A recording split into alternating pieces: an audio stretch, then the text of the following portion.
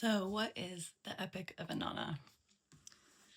This is the oldest epic book writing that we have in the world, and it's incredibly important right now because it tells us what society was like 5,000 years ago, and it unredacts a lot of files of what life was like before patriarchal religions and structures took over and what egalitarian societies were like.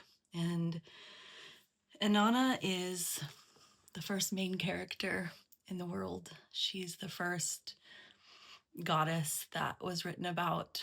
This epic was written 2,500 years before the Bible.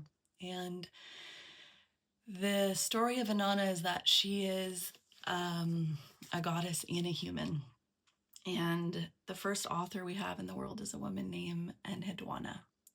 And she was a high priestess in Sumeria, where in a society where women could be diplomats and could lead society in spirituality and also in politics. And she was someone who wrote this book in devotion to Inanna, and also this became an educational text, and it shaped their society for 2,000 years in Sumeria, also known as Babylon, and what is modern day Iraq.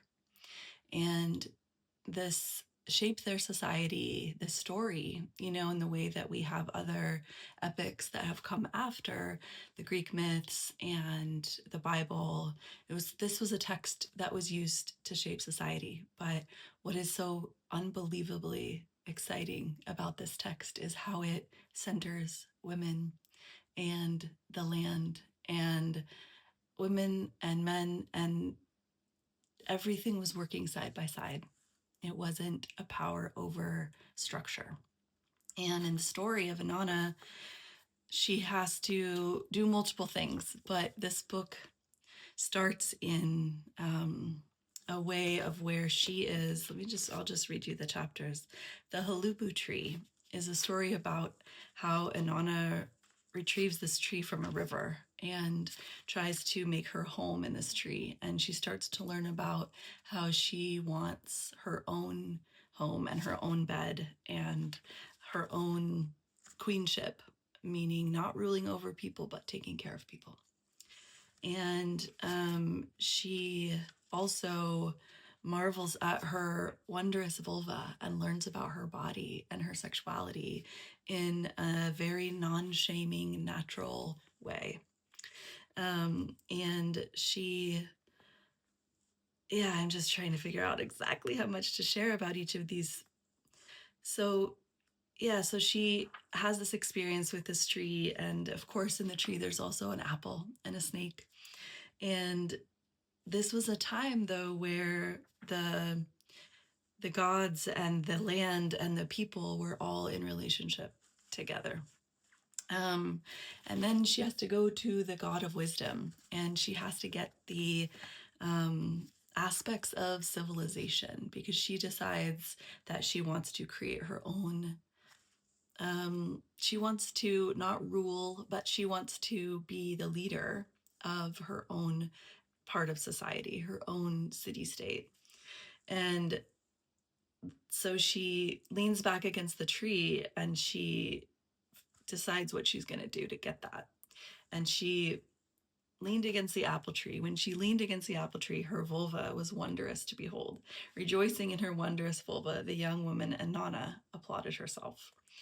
So this is the moment where she decides she's going to go in this myth, to this epic, to the god Enki, who holds what are called the me, the aspects of civilization, which are things like the high priesthood, the godship, the crown, the kingship, the staff, the measuring line and rod, the truth, the descent into the underworld, the ascent from the underworld, the dagger, the sword, the colorful garment, the loosening of the hair, These are all like ceremonial ritual things.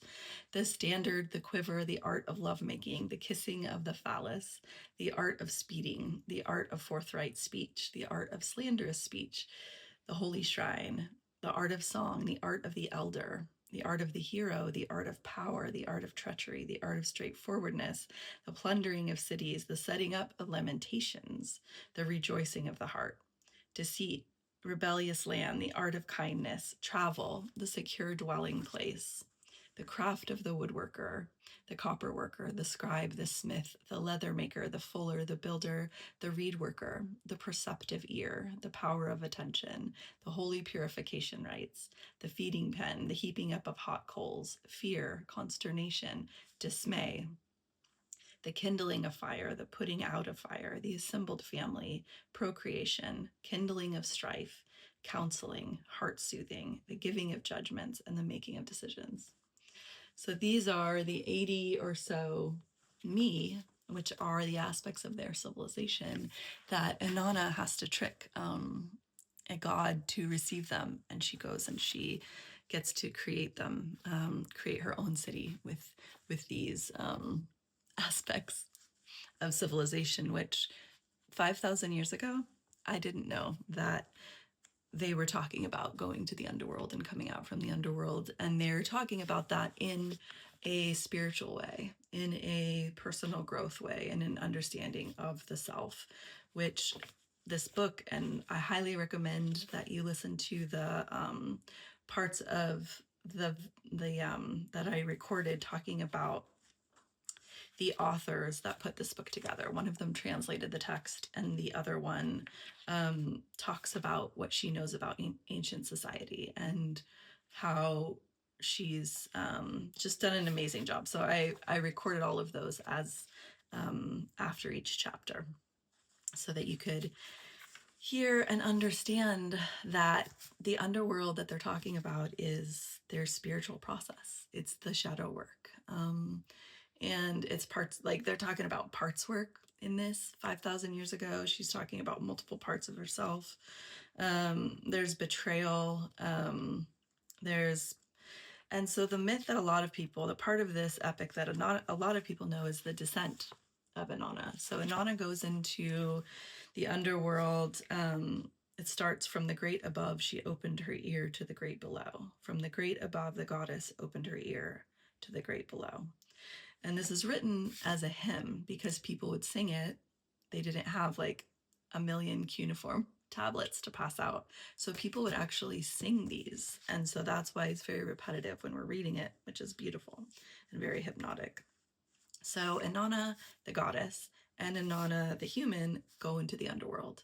And in the underworld, she has to remove her 7 parts, her crown, and all these different parts of her that make her the queen. So she has to, or the goddess, and she has to go into the underworld kind of as a human. So her lapis lazuli, her robe around her, like her eye ointment that is called let him come, the breastplate called come man come around her chest, the slipped gold ring over her wrist, and her lapis measuring rod and line in her hand. And so she goes into the underworld with these aspects that make her otherworldly, that make her non-human. And she has her bestie with her, Ninshubur, who is, they call her servant, but we've kind of learned also over time that she's kind of her spiritual sidekick, and she helps her through a lot of stuff. And Inanna ends up saving herself from the underworld in this 5,000-year-old epic because she tells Ninshubur what to do in case she is killed. And so Inanna goes into the underworld. She's stripped of all of her kind of powers, and she goes in as a human. And then her older sister is the one that was given the underworld to be her dwelling place, to be, so she's the queen of the underworld. Inanna is the queen of heaven and earth. And so she goes into the underworld, and her sister kills her. And so but she ends up, she had already told her servant what to do, so she knows what to do, and she ends up saving herself, which is a really, really important part of this story that I think a lot of people miss. And I really highly, highly recommend listening to this direct translation that I'm reading, because there are a lot of synopses on the internet that are talking about this myth and this epic and this story, and people even who are very devoted to the goddess of Inanna and like her experience and her arc of finding her own vulva, finding her power and her creation, and her, you know, creative sacred energy, and how she utilizes that. She also, the first sex scene ever is in this book, and it's so freaking good because it talks about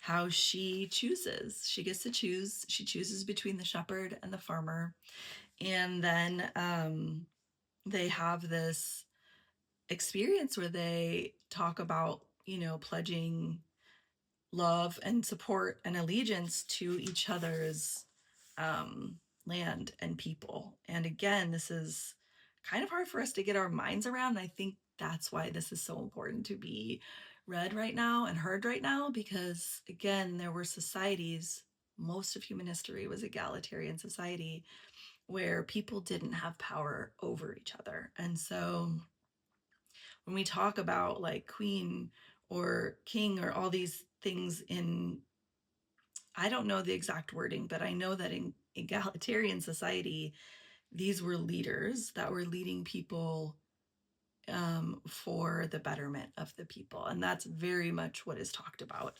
in this epic. The very beginning, the first words of this book said, "In the first days when everything was needed was brought into being. In the first days when everything needed was properly nourished, when bread was baked in the shrines of the land, and bread was tasted in the homes of the land. Heaven had moved away from earth, and earth had separated from heaven, and the name of man was fixed." And so, again, 5,000 years ago, it was very important to them in their society. Like, they were successful.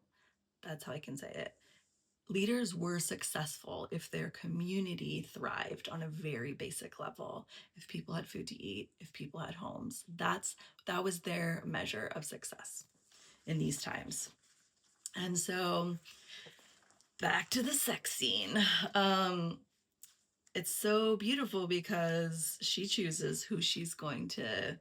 This goddess, again, is a human, and she's a woman, and she has sexuality, and she also has to go through battle, and she chooses a lover, she chooses a man, and they don't stay together forever in this myth. In this myth, when she comes out of the underworld, she has to send someone down in her place, and she sends him because he was just messing around while she was down there in the underworld doing her spiritual work. And so but when they decide that they're gonna, you know, that they're curious about each other, she says to him, "What I tell you, let the singer weave into song. What I tell you, let it flow from ear to mouth. Let it pass from old to young." And so she talks about like her body and her vulva, and she says, "It is full, my vulva, the horn, the boat of heaven, is full of eagerness like the young moon. My untilled land lies fallow. Who will plow my vulva?" And she's asking him, who is gonna take care of my body? And he's like, "I will do it. I am gonna do it." At the king's lap stood the rising cedar tree.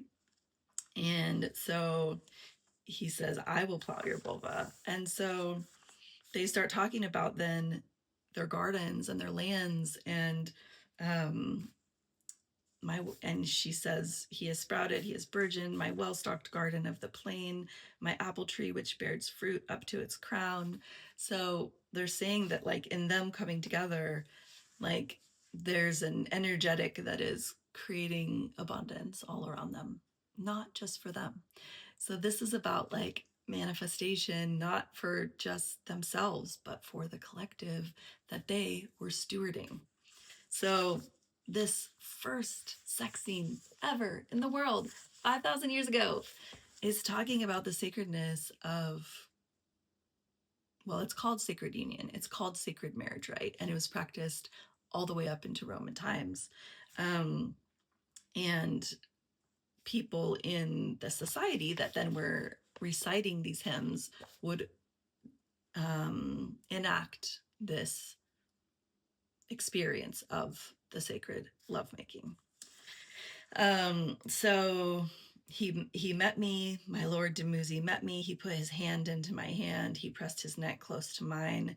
The high priest is ready for the holy loins. So then she called for it. She calls for the marriage bed. She says yes. And he puts his hand in her hand. He put his hand to her heart. Sweet is the sleep of hand to hand. Sweeter still the sleep of heart to heart. So she talks about bathing for him all and like getting all ready for him. And she says to him, so this is where the like sacred union part comes in,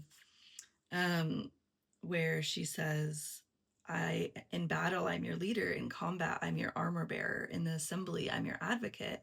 On the campaign, I'm your inspiration. You, the chosen shepherd of the holy shrine.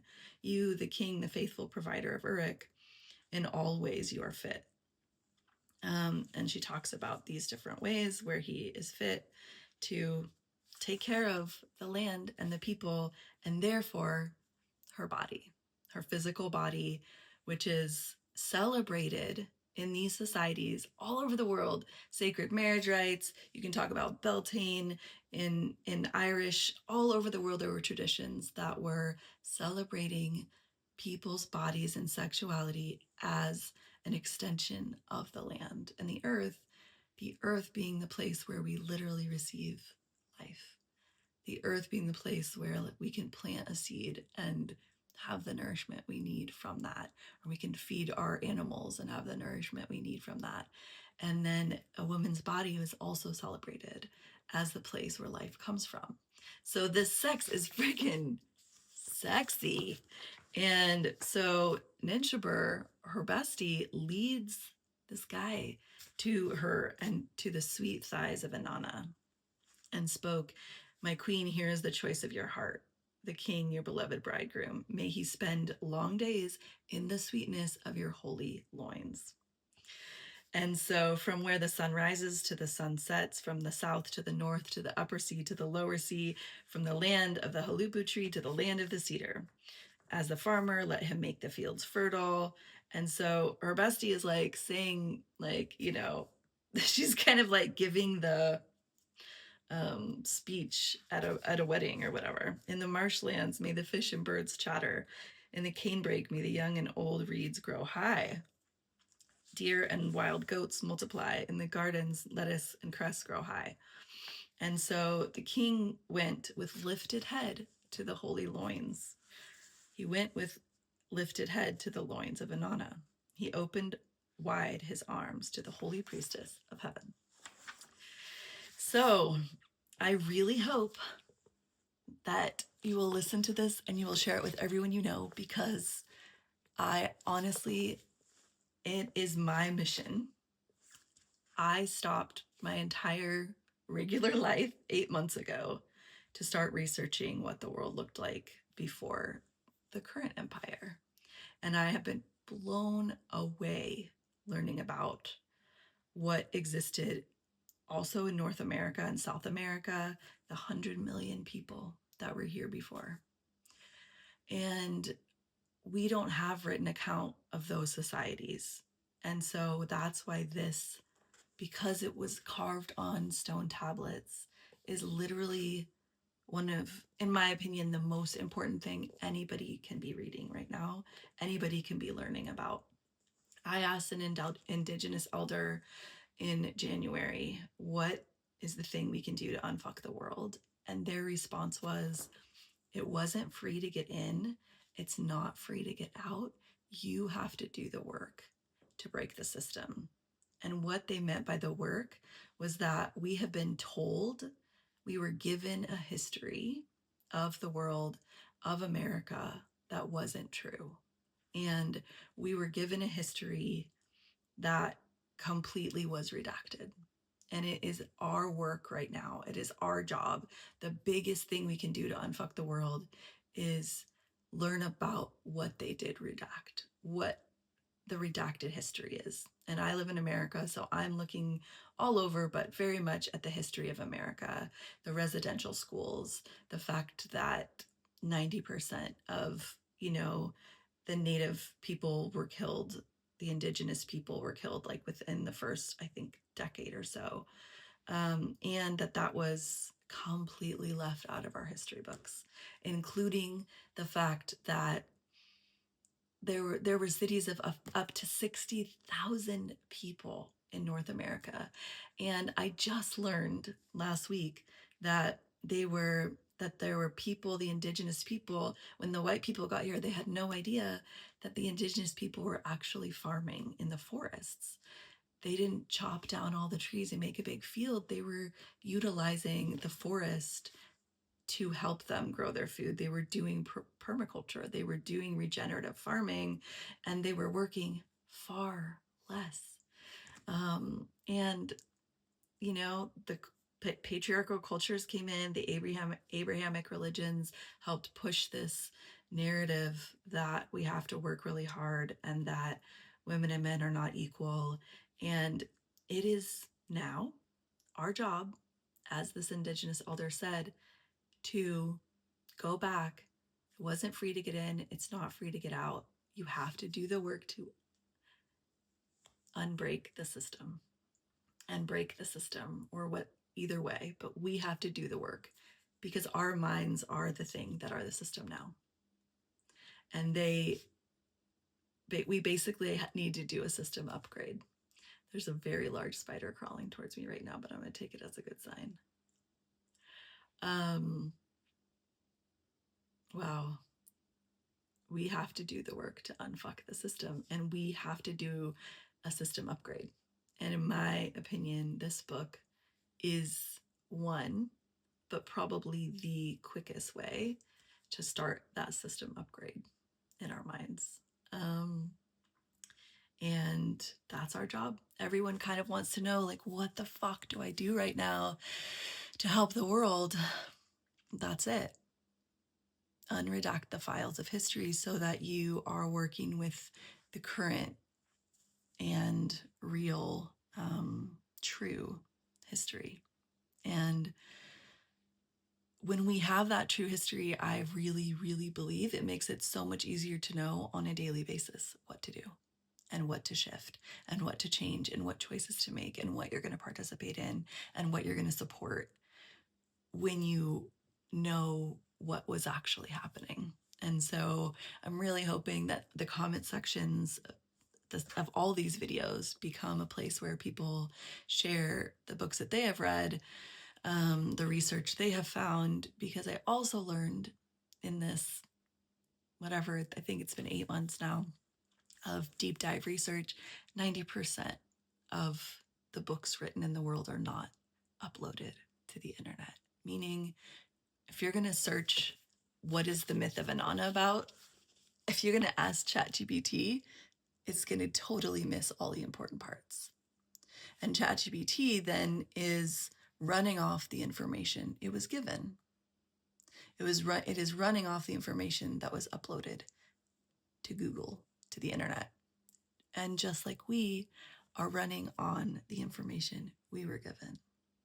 And so it's our job now to go look and find the true information, which is in bookstores and in research libraries. And there are amazing creators on Instagram and on YouTube and TikTok that are going and finding all of these old texts and unredacting them and learning about, all the temples that were burned so that we wouldn't have access to this information, and all the books that were burned by the Roman Catholic Church that didn't, that held any information of how people were living before the patriarchal society was starting to take form.